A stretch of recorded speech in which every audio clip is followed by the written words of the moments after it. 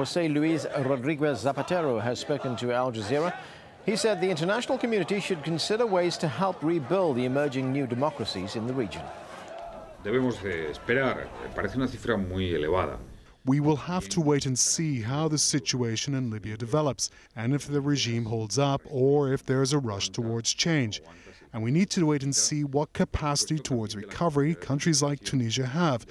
We need to monitor political stability there, and we need to wait for their economies to begin functioning again. We must wait and be prepared, and we must be ready to support them. A few days ago, I was commenting that change in North Africa and across the Arab world should force the international community to begin an operation of financial support to develop a Marshall Plan. Well, thousands of migrant workers have fled Libya after the outbreak of violence there. Our correspondent James Bays is at the Tunisian port town of Yaris, where thousands of Egyptians are waiting to travel back home.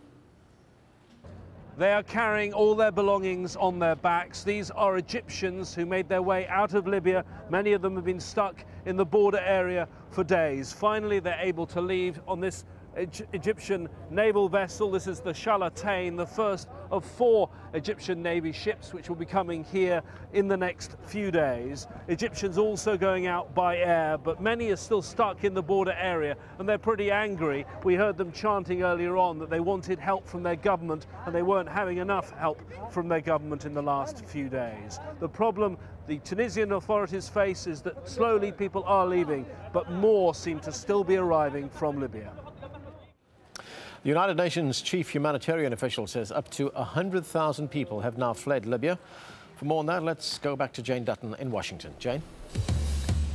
Yes, Anand, speaking at the United Nations in New York, Valerie Amos said Libya's neighbours, Tunisia and Egypt, have agreed to keep their borders open to those escaping the violence. She also said that she's concerned by alarming reports of continued violence in the country and appealed to all parties to protect civilians. Earlier, Valerie Amos spoke with my colleague Nick Clark, and she told him her main priority right now is Western Libya, where many people have been unable to escape the violence. The major concerns are about Tripoli and the West, where access is extremely difficult because of the security situation, where, for example, you have many Egyptians who are wanting to come out and are not able to do so, but also migrant workers from sub-Saharan African countries who are also stuck in countries. So opening up access on the West is very, very important for us. We want to see the violence stop. There are reports that between 600 and 2,000 people have already been killed in Tripoli. We don't know the absolute accurate numbers because we haven't got people there who are able to do assessments and tell us what is going on. But we're seeing some horrific pictures of what is happening, and we really want to be able to go in to help people in their time of need. And what about those fleeing the country? What should be done for them, and what do you say to those countries, not only around Libya, but perhaps in Europe too, about opening their borders? Well, over 100,000 people have fled through border crossings into Egypt and into Tunisia. We have people, the UN agencies, the Red Crescent Society and others that are operating there and are supporting people. Egypt and Tunisia have made it clear they will keep their borders open, but European Union countries also need to do the same thing. And we've seen about 1,000 people flee into Niger. We think those numbers will go up too, so we hope the Nigerian authorities will also keep their borders open. These are people who desperately need our help. That wraps us up here in Washington. Back to Doha. As anti-government groups in Libya have progressed towards the capital Tripoli, control of the country's resources have become key. And as Tony Bertley reports from the opposition-held eastern town of AlJazeera, the front lines are becoming ever more tense. The firing may be practice, but these men have determination and conviction. Both could still be put to the test. No, like Gaddafi, everybody strong. The AlJazeera people very strong. AlJazeera is one of the last main towns standing before pro-Gaddafi forces in eastern Libya. And if there is an attack, this is where the main line of defence will form. 80 kilometres down the road towards Tripoli is the town of Brega, and this is the new front line in this uprising. A little way past here lies Gaddafi territory. This is our area of control, he told me. After 40 kilometres there are Gaddafi forces. They attacked nearby 2 days ago, and there is still danger here. Understandably, tensions are high here as fighters check for escaping Gaddafi supporters and mercenaries. Confusion is easy, speculation is rife.